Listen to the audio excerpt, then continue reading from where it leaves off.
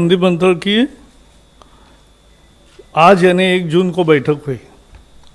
हमेशा बैठक बुधवार को होती है, लेकिन आज दूसरे कार्यकाल का ये पहली कैबिनेट, दूसरे कार्यकाल की 1 साल पूरे होने पर पहली कैबिनेट की मीटिंग है, इसलिए ये सोमवार को आज हुई है, पहला कामकाज का दिन है। तो इसके आज नितिन गडकरी जी है साथ में, जो मुख्य एमएसएमई के बारे में बहुत सारे निर्णय है, और तोमर जी है, एग्रीकल्चर के बारे में निर्णय है। मैं शुरू में जो निर्णय हुआ उसका एक अंश आपके सामने पढ़ता हूँ। प्रधानमंत्री श्री नरेंद्र मोदी जी के अध्यक्षता में केंद्रीय मंत्रिमंडल की बैठक आज सोमवार 1 जून 2020 को संपन्न हुई। केंद्र सरकार द्वारा अपने दूसरे वर्ष के कार्यकाल में प्रवेश करने के बाद केंद्रीय मंत्रिमंडल की यह पहली बैठक थी। बैठक में ऐसे ऐतिहासिक फैसले लिए गए जिनका भारत की मेहनती किसानों, सूक्ष्म लघु एवं मध्यम क्षेत्र के उद्योग और रेडी पटरी वालों के रूप में काम करने वाले लोगों के जीवन पर एक परिवर्तनकारी प्रभाव पड़ेगा। सूक्ष्म लघु एवं मध्यम उद्यम, जिन्हें लोकप्रिय रूप से एसएमई कहा जाता है, एमएसएमई भारतीय अर्थव्यवस्था की रीढ़ है। देश भर के विभिन्न क्षेत्रों में चुपचाप काम करते हुए 6 करोड़ से अधिक एमएसएमईज की एक मजबूत और आत्मनिर्भर भारत के निर्माण में महत्वपूर्ण भूमिका है। कोविड-19 महामारी के बाद प्रधानमंत्री नरेंद्र मोदी जी ने राष्ट्र निर्माण के एमएसएमई की भूमिका को शीघ्र पहचान लिया। इसलिए एमएसएमई को आत्मनिर्भर भारत अभियान के तहत की गई घोषणाओं का एक बहुत महत्वपूर्ण हिस्सा बनाया गया था। इस पैकेज के तहत एमएसएमई क्षेत्र को न केवल पर्याप्त आवंटन किया गया है, बल्कि अर्थव्यवस्था को पुनर्जीवित करने के उपायों के में कार्यान्वयन को भी प्राथमिकता दी गई है।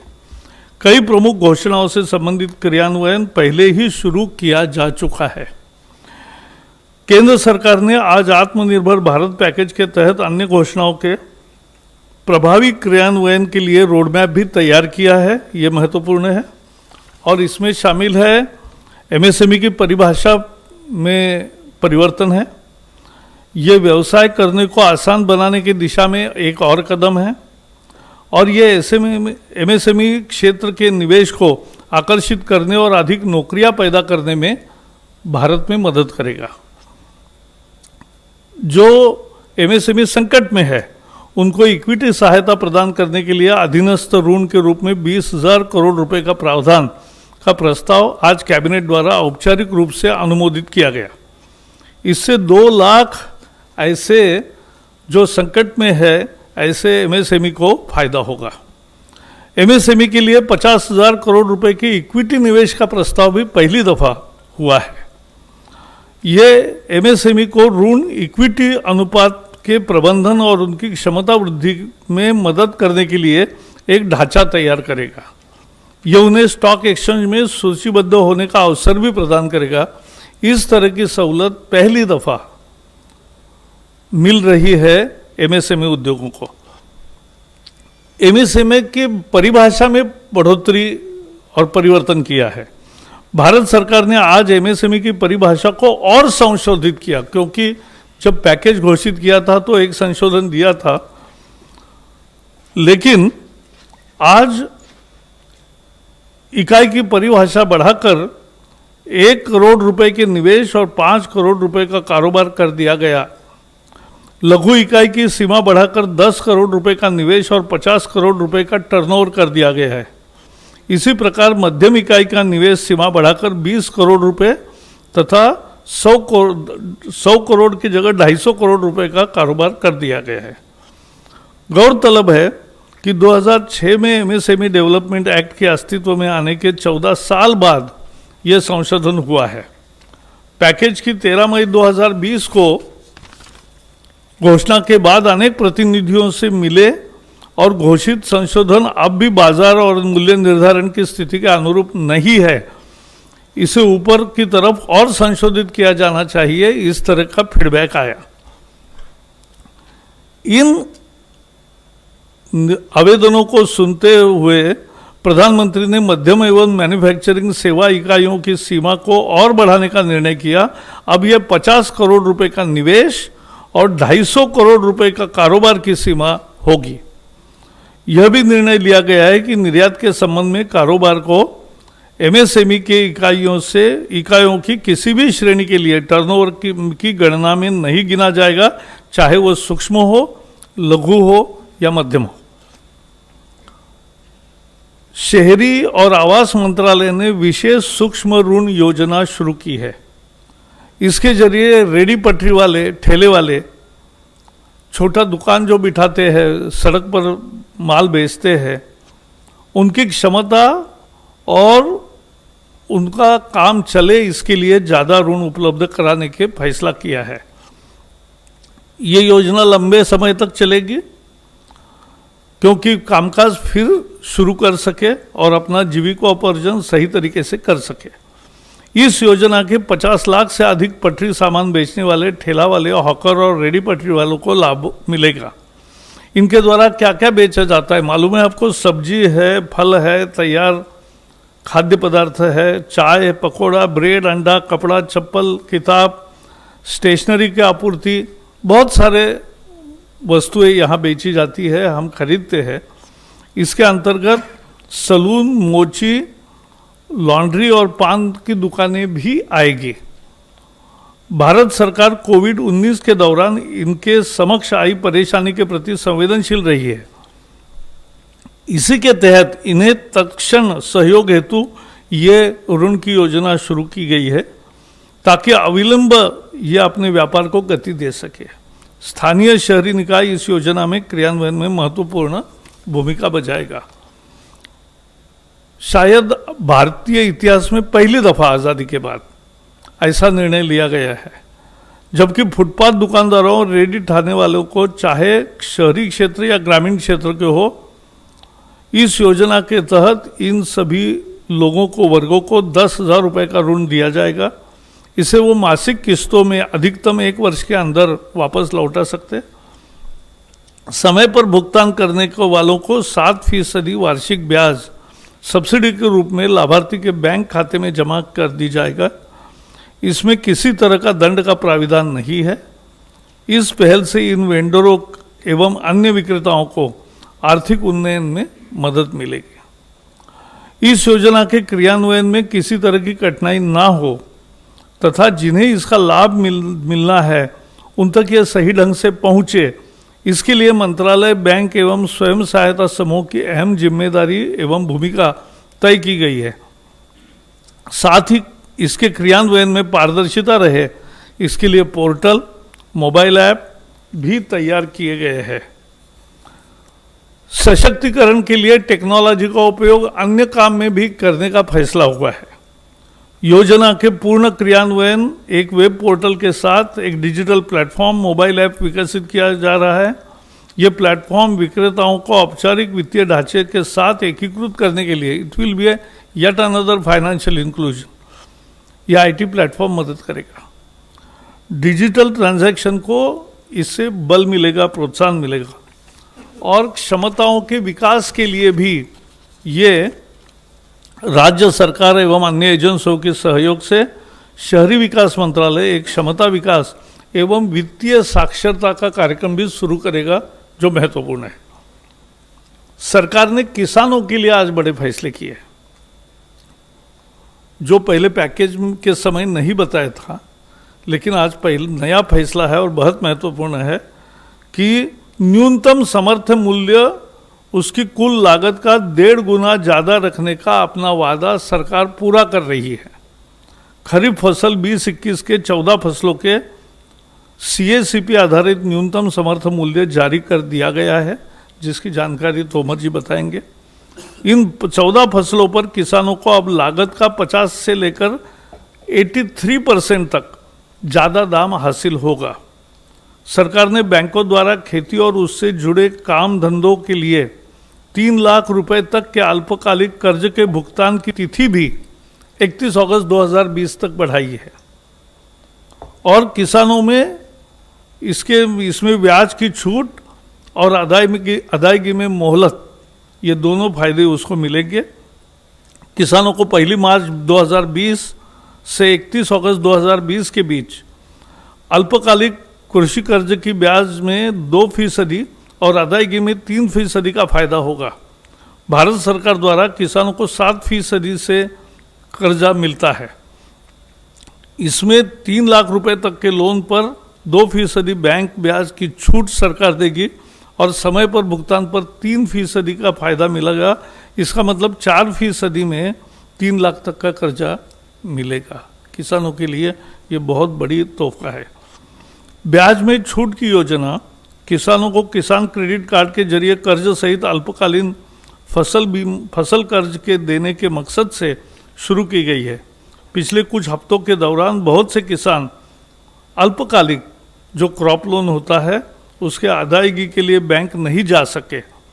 इसको ध्यान रखते हुए कैबिनेट ने जो निर्णय किया है उससे करोड़ों किसानों का लाभ होगा। गरीब ही इस सरकार की सर्वोच्च प्राथमिकता है और इसलिए कोरोना वायरस महामारी के दौरान लॉकडाउन की शुरुआत से ही सरकार सबसे ज़्यादा गरीब लोगों की ज़रूरतों को लेकर संवेदनशील रही है। लॉकडाउन शुरू होने के बाद 2 दिन में पहला 1,70,000 करोड़ का पैकेज की घोषणा हुई।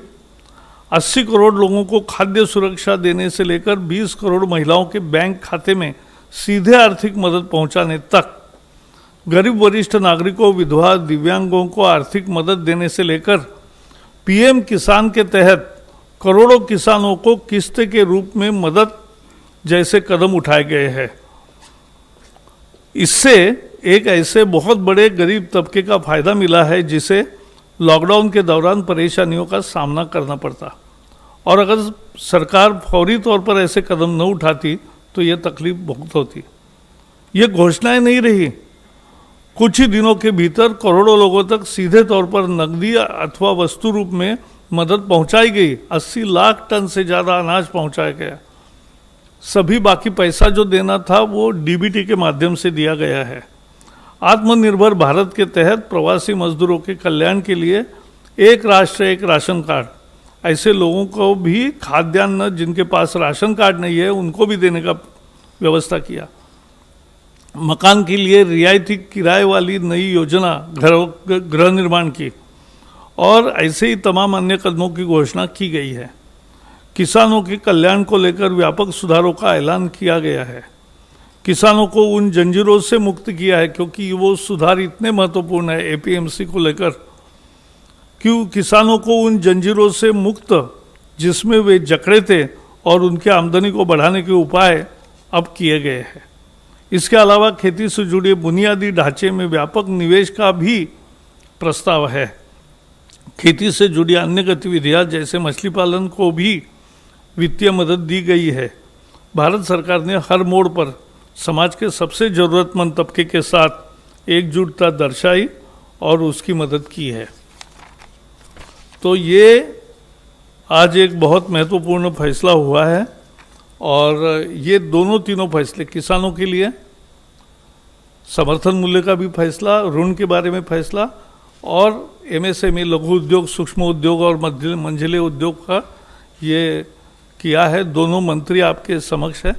पहले तोमर जी अपनी कृषि के संबंध में रखेंगे।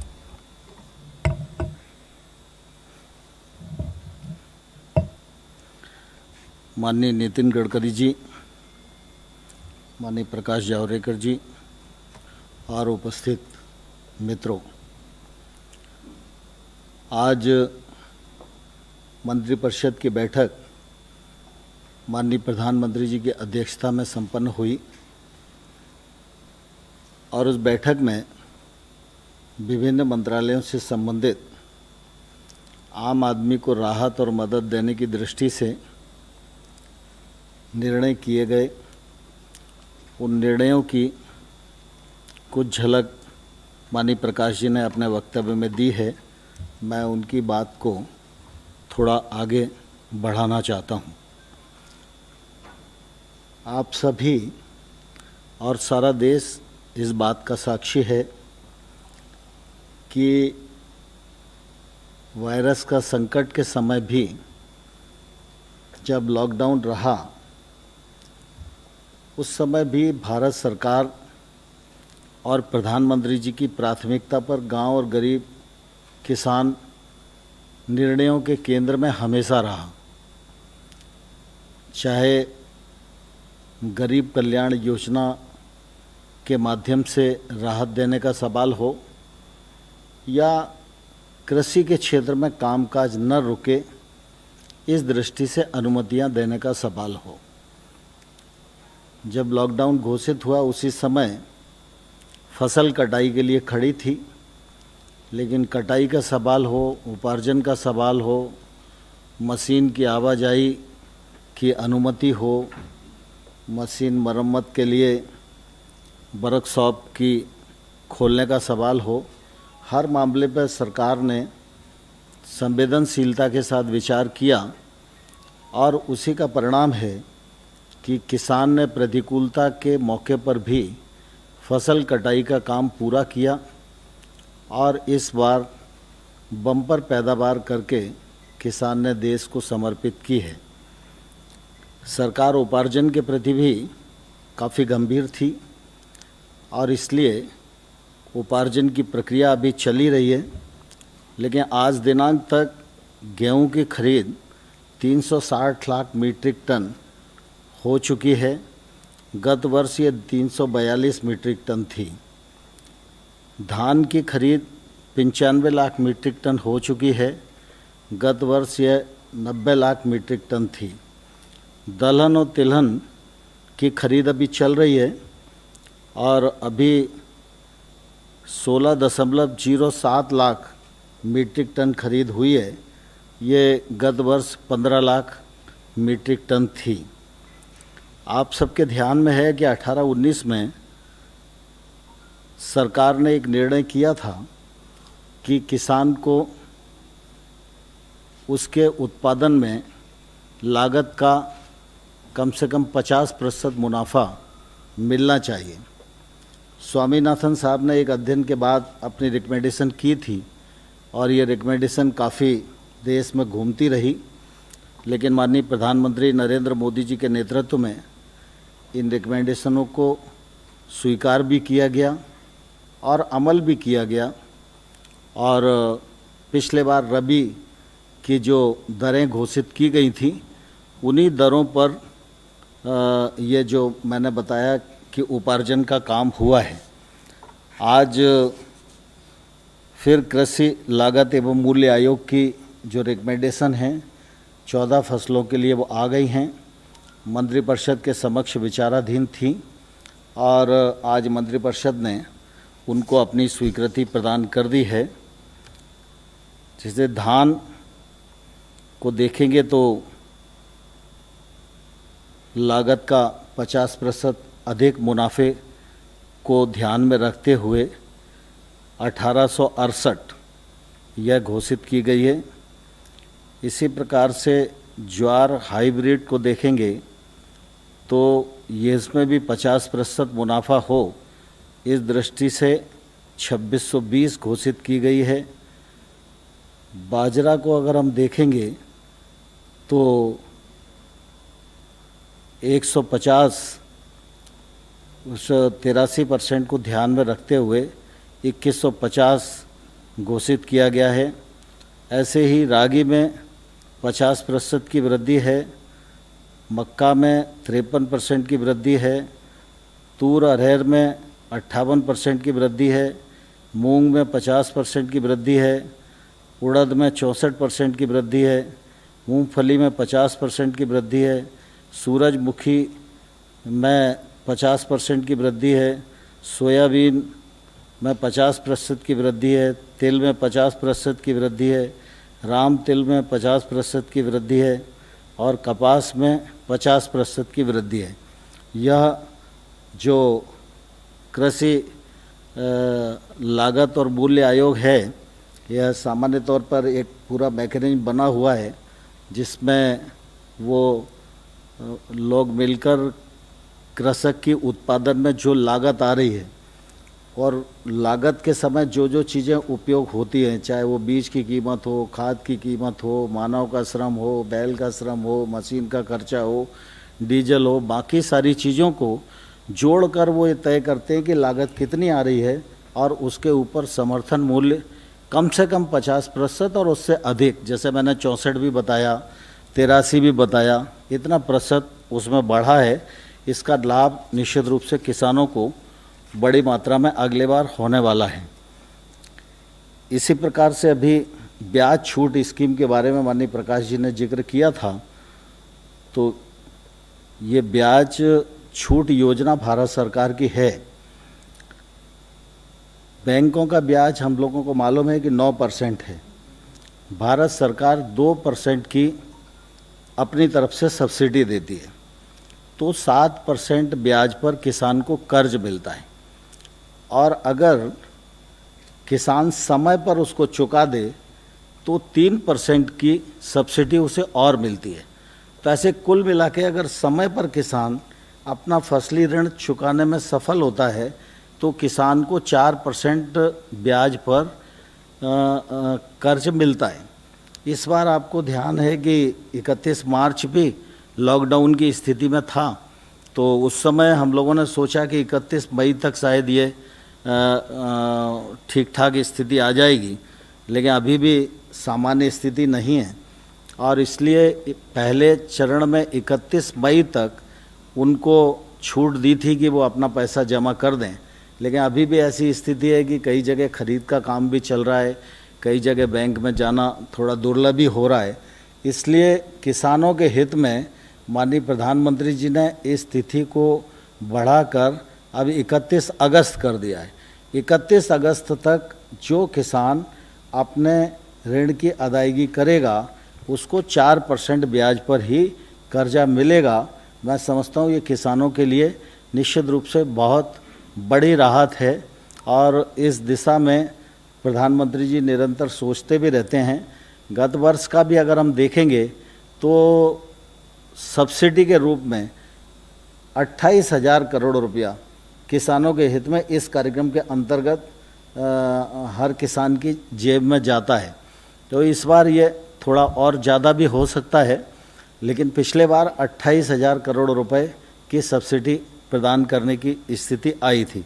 तो यह ब्याज छूट योजना के अंतर्गत देश भर का किसान ये सोच रहा था कि 31 मार्च को नहीं हो पाया, फिर उसको आशा बंधी 31 मई, लेकिन 31 मई को भी वो अवसर नहीं आ पाया, तो इसलिए फिर 31 अगस्त तक की ये छूट प्रदान की गई है।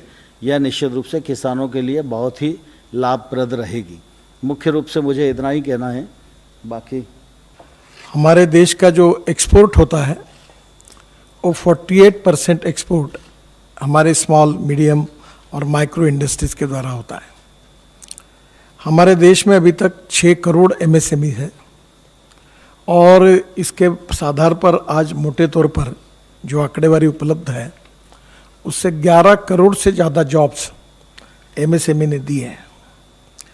इस MSME की कोई मूलभूत समस्याएं भी थी और आज प्रधानमंत्री जी की अध्यक्षता में काफ़ी अच्छे और बड़े निर्णय आज हुए हैं और निश्चित रूप से ये निर्णय देश के औद्योगिक विकास में बहुत ऐतिहासिक बदल करेंगे। आपको पता होगा कि 2006 में एक एक्ट पास करके MSME की व्याख्या की गई थी और वो व्याख्या जो थी वो उसके बाद घोषणा और उसमें आज का बदल, 3 बातों की जानकारी मैं आपको दे रहा हूँ।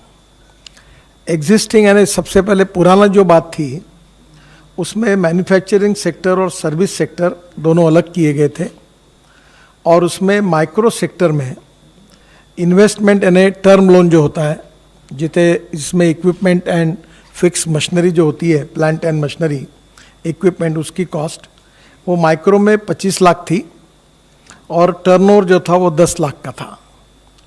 अब माइक्रो में जो अनाउंसमेंट हुई थी उसमें इन्वेस्टमेंट 1 करोड़ की हुई और टर्नओवर 5 करोड़ का हुआ, 10 लाख का एकदम 5 करोड़ हो गया। बाद में आज जो मीटिंग हुई उसमें यही कायम रखा हुआ है। फिर दूसरा सेक्टर था स्मॉल सेक्टर। हाँ, एक नई बात हुई है कि इसमें जो मैन्युफैक्चरिंग एंड सर्विस सेक्टर है उसको दोनों को एक कर दिया है, ये अब अलग अलग नहीं रहे। स्मॉल में इन्वेस्टमेंट 5 करोड़ की थी, वो 10 करोड़ की हुई है, और जो टर्नओवर 2 करोड़ का था वो अब 50 करोड़ का हुआ है, यानी 25 गुना बढ़ा है। जो मीडियम इंडस्ट्रीज थी उसके लिए पहले इन्वेस्टमेंट 10 करोड़ थी और टर्नओवर 5 करोड़ का था। जो घोषणा हुई 13 मई को, जो पैकेज हुआ था, उसमें इन्वेस्टमेंट हुई थी 20 करोड़ की और टर्नओवर हुआ था 100 करोड़ का। आज प्रधानमंत्री जी की अध्यक्षता में बहुत ही ऐतिहासिक फैसला हुआ, क्योंकि हमने अलग अलग एसोसिएशन से जब इंटरेक्शन किया और अलग अलग प्रकार के एसोसिएशन से इंटरेक्शन करने के बाद सबने हमें ये कहा कि ये जो टर्न लिमिट है ये बढ़ानी चाहिए, और जो एक्सपोर्ट करते हैं हम लोग वो टर्नओवर इससे निकाल देना चाहिए। तो आज हमने उनकी बात भारत सरकार ने स्वीकार की और प्रधानमंत्री जी की अध्यक्षता में ये मीटिंग में निर्णय हुआ कि अब जो प्लांट एंड मशीनरी में इन्वेस्टमेंट होगी, इक्विपमेंट में, वो इन्वेस्टमेंट 50 करोड़ तक रहेगी। जो 20 करोड़ की घोषणा थी वो 50 करोड़ हो गई, और जो टर्नओवर था, जो 100 करोड़ हुआ था, वो 250 करोड़ रुपए हो गया। तो इसके कारण एमएसएमई को काफ़ी बड़ी राहत मिल जाएगी। ये बहुत बड़े पैमाने पर इसका फायदा हमारे इंडस्ट्री को होगा। पर यह करते समय इसके साथ और एक फैसला लिया गया कि चाहे माइक्रो हो, चाहे स्मॉल हो, चाहे मीडियम हो, वो जितना एक्सपोर्ट करेंगे वो एक्सपोर्ट का टर्नओवर इसमें नहीं पकड़ा जाएगा। तो एक्सपोर्ट का टर्नओवर इससे बाहर हो गया और ये लिमिट बढ़ गई है, और इसके कारण बहुत बड़ा फायदा इस सेक्टर में होगा। ये जो डिमांड थी ये पूरी हुई है, और इससे निश्चित रूप से हमारे एक्सपोर्ट के लिए भी और एमएसएमई के करके जो एडवांटेज है वो सभी प्रायोरिटी के रूप में हमारे इंडस्ट्री को मिलेंगे, और इससे नए रोजगार भी निर्माण होगा, एक्सपोर्ट भी बढ़ेगा, और हमारे जीडीपी ग्रोथ रेट में इनका सहभाग भी अच्छा होगा। दूसरे दो महत्वपूर्ण निर्णय जिसके बारे में आज फिर से डिटेल में उसका भी प्रस्ताव कैबिनेट ने मंजूर किया। रिजर्व बैंक ने एक यूके सिन्हा कमेटी अपॉइंट की थी, उन्होंने 2 रिकमेंडेशंस उनके भी उस समय थे। आज उसके ऊपर आज हमारे मीटिंग में फाइनल उसका निर्णय हुआ है। 2 थे, एक डिस्ट्रेस एसेट फंड और दूसरा creation of fund for MSME. ये डिस्ट्रेस एसेट फंड जो है, आपको पता है कि एमएसएमई इस समय कठिन परिस्थिति से गुजर रही है, और आपको ये याद होगा कि मैंने मार्च में पार्लियामेंट में शायद 12 या 13 मार्च के दरम्यान एक जवाब दिया था। तब हमारे बैंकिंग सेक्टर ने 6 लाख एमएसएमई को रिस्ट्रक्चर किया था, और ये मुदत 31 मार्च में थी। बाद में आदरणीय वित्त मंत्री जी की अनुमति से ये मुदत हमने 31 दिसंबर तक की है, और इसमें करीब 25 लाख एमएसएमई जो अड़चन में है उनका रिस्ट्रक्चर होने की उम्मीद है। अब ये जो फंड ऑफ फंड हमने जो क्रिएट किया हुआ है, ये बहुत ही आधार पर जो कमज़ोर एमएसएमई है, जो आर्थिक दृष्टि से एनपीए अकाउंट हो गया है, बंद पड़ी हुई है, उनके कारण सबसे बड़ा इसका रिस्ट्रक्चरिंग करने के लिए उसका उपयोग होगा, उससे वो इंडस्ट्री वायबल हो जाएगी। ये डिस्ट्रेस्ड एसेट फंड जो बनाया गया है ये 4000 करोड़ का है, जिसके लिए आज अनुमति मिली है। अब ये 4000 करोड़ में आपको पता होगा कि एमएसएमई की कोई भी स्कीम जो बैंक लोन देती है, तो पहले भारत सरकार, हमारा विभाग, अगर 1 लाख करोड़ का अगर लोन देती है तो उससे 1.5% यानी 1500 करोड़ हम लोग CGTMSE करके एक इंश्योरेंस ट्रस्ट है, हम उसमें पैसे भरते हैं और वो 75% लोन की गारंटी लेता है।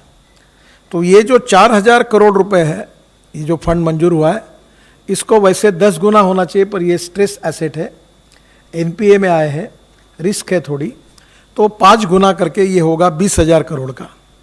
और ये 20,000 करोड़ का फंड है, इसमें सबसे इम्पोर्टेंट चीज़ यही है कि जिस एमएसएमई की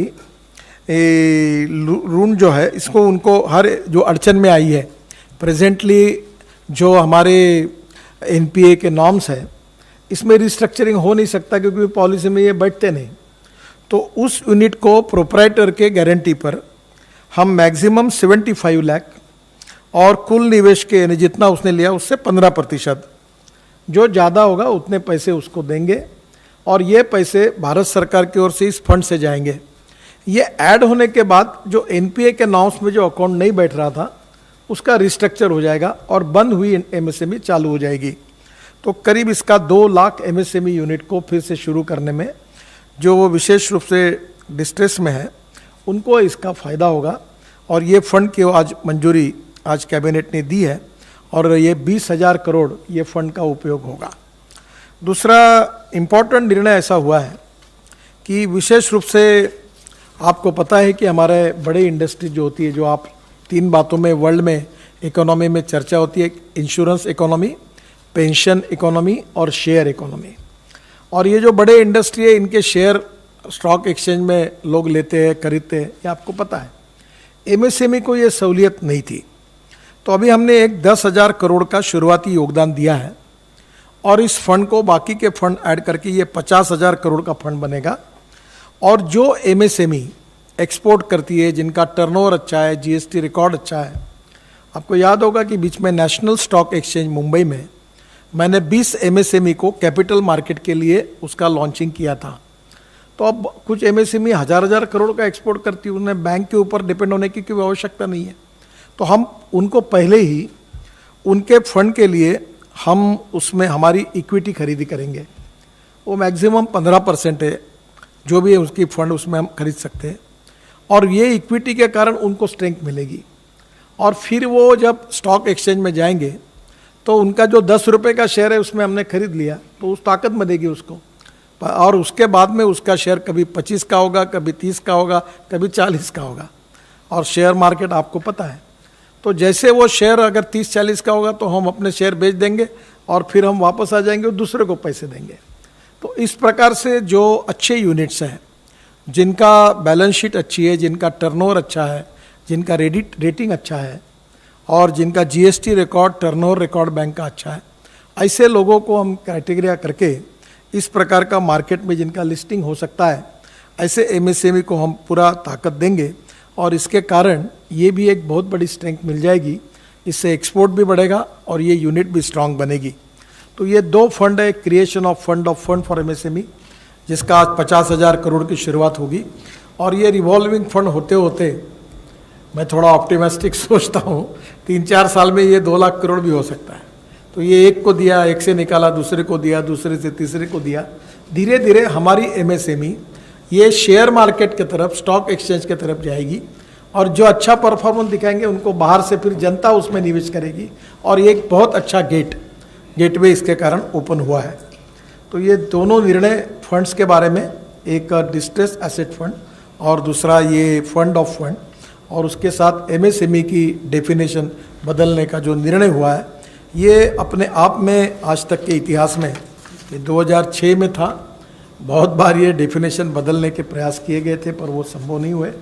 इस बार पूरी तरह प्रधानमंत्री जी ने इसको पूरा सपोर्ट किया, वित्त मंत्री जी ने किया और मैं एमएसएमई मंत्री होने के नाते देश के तमाम उद्योजकों की ओर से, जो डिपार्टमेंट सबसे ज़्यादा रोजगार निर्माण करता है, जो डिपार्टमेंट सबसे ज़्यादा एक्सपोर्ट में कंट्रीब्यूट करता है और जो डिपार्टमेंट देश की वेल्थ में बैकबोन है, ऐसे डिपार्टमेंट में इन लोगों को स्ट्रॉन्ग करने का एक बहुत इम्पॉर्टेंट पहल आदरणीय प्रधानमंत्री जी ने की है। इसके बहुत अच्छे परिणाम आने वाले समय में, इस संकट के समय में निश्चित रूप से उपयोगी होंगे और आएंगे। मैं प्रधानमंत्री जी का बहुत बहुत अभिनंदन इस विभाग का मंत्री होने के नाते इन तीनों निर्णय के लिए करता हूँ। PM Svanidhi, prime minister street vendors Atmanirbhar Nidhi, ये एक नाम दिया गया है और मुझे पूरा विश्वास है कि पीएम स्वनिधि बहुत लोकप्रिय होगा। जैसे दोनों ने बताया, किसानों के लिए और एमएसएमई के लिए बहुत अहम फैसले हुए हैं। अब उन्हीं मुद्दों पर आपको कुछ सवाल है तो ज़रूर पूछिए, क्योंकि बाकी सवालों के लिए हम आपके स्टूडियो में यानी वर्चुअली अभी आते हैं, तो आते हैं तब चर्चा कर ही सकते हैं।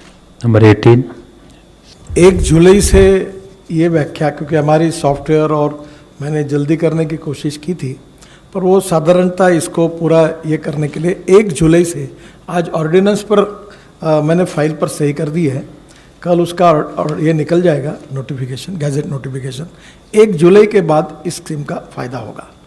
ये जो फंड के बारे में आपने बात की है, इसके बारे में स्वाभाविक रूप से ये जो हम इक्विटी के रूप में दे रहे हैं, उसके ऊपर इंटरेस्ट जो है वो भारत सरकार का फंड है, तो वो लगाने के बारे में अभी निर्णय नहीं हुआ है, पर वो कम से कम लगाने की कोशिश करेंगे। वो जो उसके लोन पर जो इंटरेस्ट होगा वही लगेगा।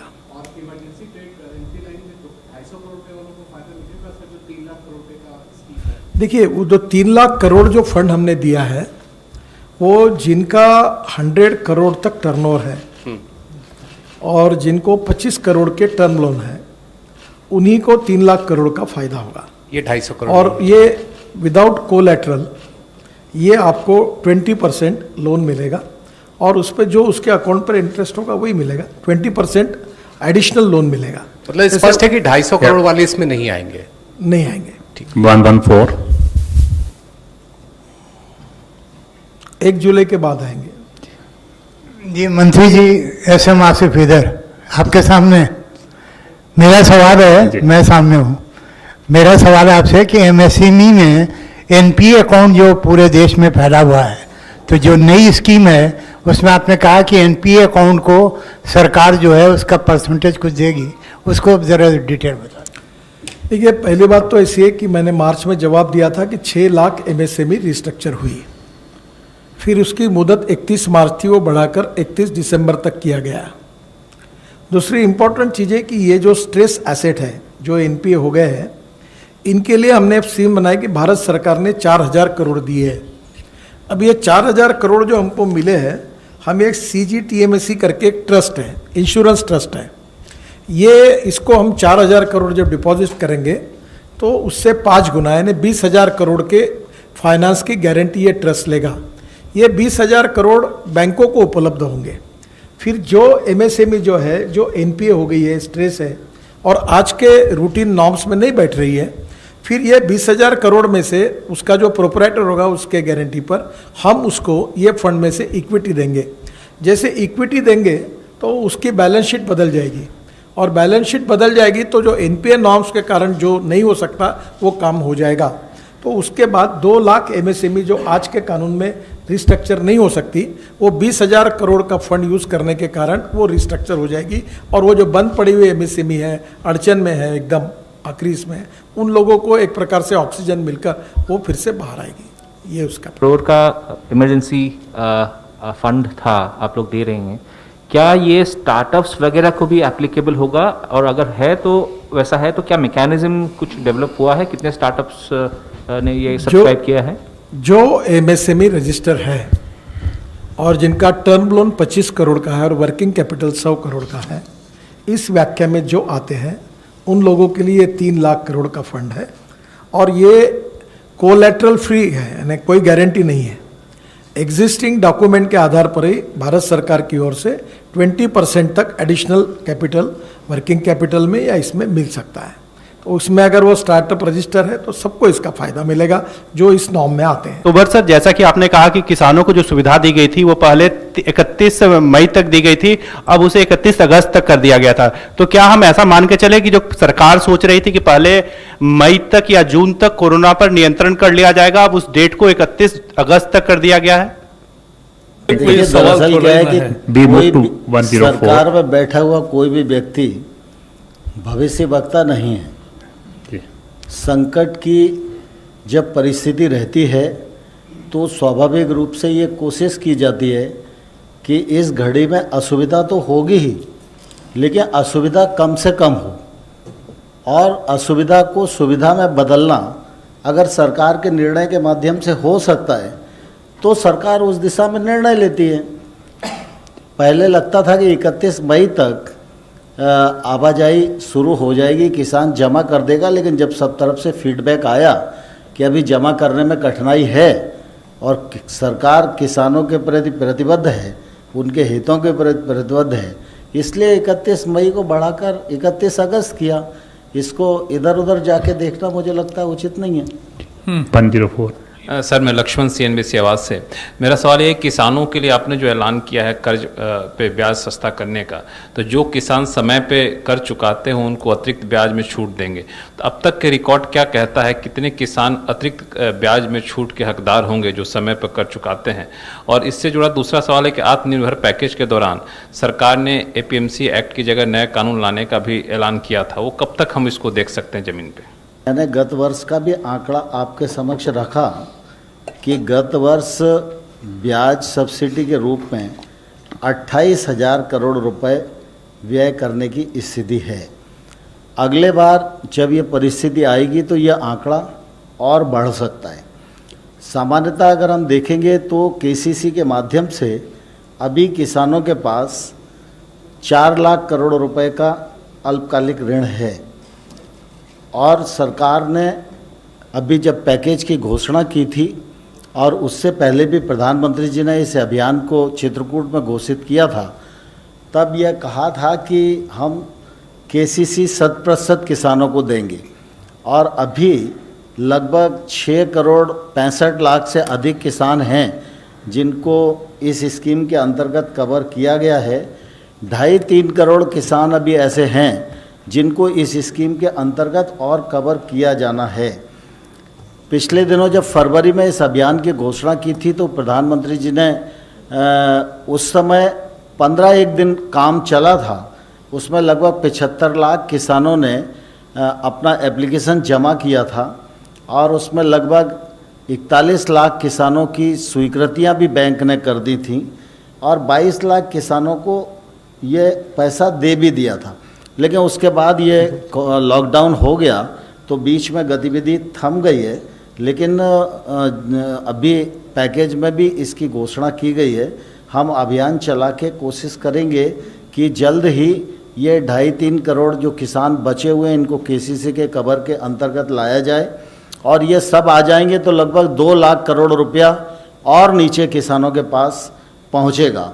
और वैसे भी अगर इस स्कीम के अंतर्गत देखें और विभिन्न स्कीमों के अंतर्गत जो किसान ऋण लेते हैं, कुछ KCC के माध्यम से लेते हैं, कुछ सीधा भी बैंकों से अन्य स्कीम के माध्यम से और अपने प्रयोजनार्थक लेते हैं, तो ऐसा लगभग 9 करोड़ किसानों के पास 8 लाख करोड़ रुपया अभी बैंक के द्वारा दिया गया है, और इस स्थिति को और आगे आने वाले कल में सरकार बढ़ाने वाली है। APMC के विषय में आपको मालूम है कि बहुत दिन से लगातार इस बात की कोशिश की जाती रही है कि किसान जो एक तौर से बंधन में बंधा हुआ है अपने उत्पाद को बेचने के लिए, इसका खुलना और इसे आज़ाद करना ज़रूरी है। आमतौर पर पहले भी सरकारों ने प्रयत्न किए, लेकिन सरकार उस दिशा में आगे कुछ कर नहीं पाई, और फिर नीति आयोग ने भी एक मॉडल एक्ट बनाया, उस एक्ट में भी राज्य सरकारों को भेजा गया, तो कुछ सरकारों ने उसको स्वीकार किया, किसी ने आंशिक रूप से स्वीकार किया। अभी बहुत सारी सरकारें हैं जो तेज़ी से उस पर काम कर रही हैं। 51 और पिछले दिनों आपने देखा कि जब लॉकडाउन की स्थिति हुई और उस समय ऐसा लग रहा था कि सोशल डिस्टेंसिंग, अगर मंडियां चालू होंगी उपार्जन के लिए थोड़ा ये मामला टूटेगा, तो केंद्र सरकार के कृषि मंत्रालय ने और गृह मंत्रालय ने एडवाइजरी जारी की थी सभी राज्यों को कि 3 महीने के लिए APMC एक्ट से हमें छूट देना चाहिए, जिससे कि किसान कोई भी कहीं भी अपना खरीद सके, बेच सके, तो सामाजिक दूरी भी बनी रहेगी और किसी प्रकार के खतरे का सामना भी नहीं करना पड़ेगा। कई राज्यों ने उसको भी किया, लेकिन लगातार केंद्र सरकार इस बात का विचार करती रही है कि ये खुलाव कैसे हो, और कृषि का विषय वैसे राज्य का विषय है, लेकिन ट्रेड का विषय तो केंद्र का है। और इसलिए आप आज भी अनुभव करेंगे कि सामान्य तौर पर ये बोतल बनाने वाला जो व्यक्ति है, इस बोतल को बनाएगा कहाँ, बेचेगा कहाँ और कितने पैसे में बेचेगा, इसका अधिकार उत्पादनकर्ता को है। लेकिन देश में किसान सबसे बड़ा उत्पादनकर्ता होने के बाद भी उसको उत्पादन का अधिकार है, उत्पादकता बढ़ाने का अधिकार है, परिश्रम करने का अधिकार है, पसीना बहाने का अधिकार है, और प्राकृतिक प्रकोप की मार खाने का भी अधिकार है। लेकिन वो अपना उत्पाद कहाँ बेचेगा और कितने दाम पर बेचेगा, इसका अधिकार किसान को नहीं था और इसलिए सरकार ने ये निर्णय किया कि हम ये अधिकार किसान को उपलब्ध कराएं। इसके लिए सेंट्रल एक्ट आने वाला है और उसकी कार्रवाई चल रही है। कुछ ही दिन में ये मूर्त रूप लेगा तो ध्यान में आएगा कि ये किसानों की दृष्टि से बहुत ही क्रांतिकारी निर्णय हुआ है। It can, Prabhu, this cannot be announced yet, whether it's legislation or ordinance or this thing.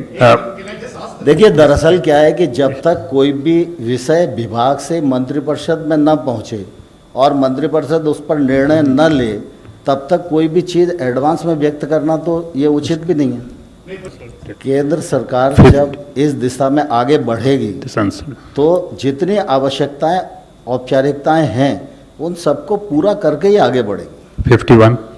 Sir, Anand Patel from India today. Chinese इंकर्जन्स जो हुई हैं लद्दाख में, उसके बाद देश में नाराजगी है। I think we are restricted to cabinet decisions. This is an important issue. The calls have been given to boycott Chinese goods. All your other important issues, there may be very important issues, लेकिन उसका उत्तर आप हमें अलग से interview करिए, हम देंगे। Last question 14. 1-4. Sir, Sameer Dixit ji business से मेरा सवाल एमएसएमई सेक्टर को है। आपने क्या 11 करोड़ का लगभग रोजगार ये सेक्टर देता है। अभी इस पूरे कार्यकाल के दौरान आपको क्या है, क्या फीडबैक आपको है कि कितना असर जॉब्स को लेकर के है और वापस रीजनरेट करने में कितना समय लग सकता है, जॉब्स के मसले पर कितना झटका लगा है इस पूरे कोविड की वजह से?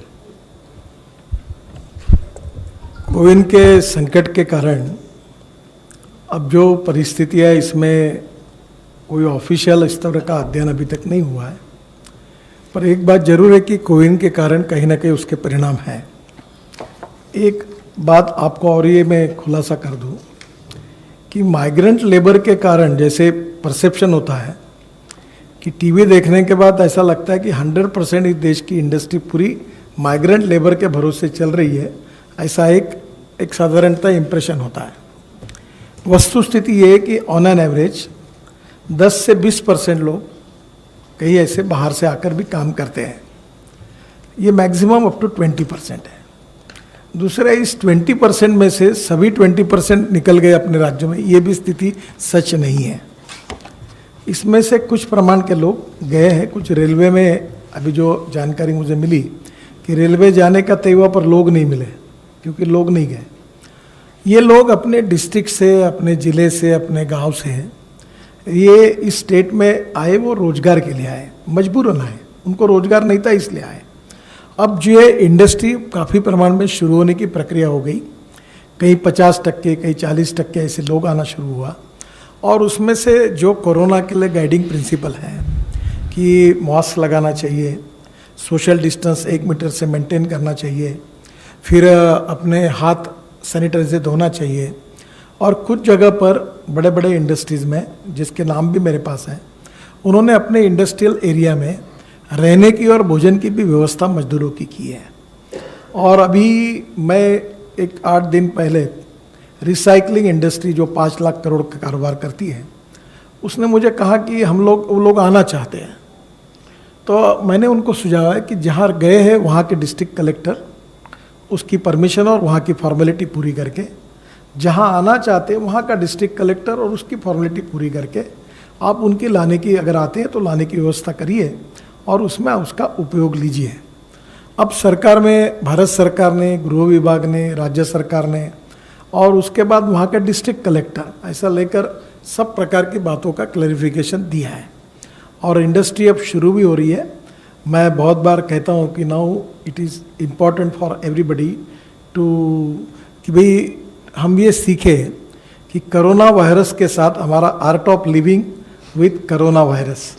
तो अब धीरे धीरे इंडस्ट्री में भी हमको वही उपाय करने पड़ेंगे और मैं ये देख रहा हूँ कि पॉजिटिविटी के साथ और आत्मविश्वास निर्माण करने की आवश्यकता थी, वो कोशिश हम कर रहे हैं और बड़े प्रमाण पर लोग कुछ वापस आने की भी स्थिति में, रोजगार शुरू हो रहा है, इंडस्ट्री भी शुरू हो रही है और धीरे धीरे उन नियमों का पालन करके हम काफ़ी बातों को रेगुलराइज करेंगे तो निश्चित रूप से उसके अच्छे परिणाम मिलेंगे। धन्यवाद sir, thank you very much friends, thank you.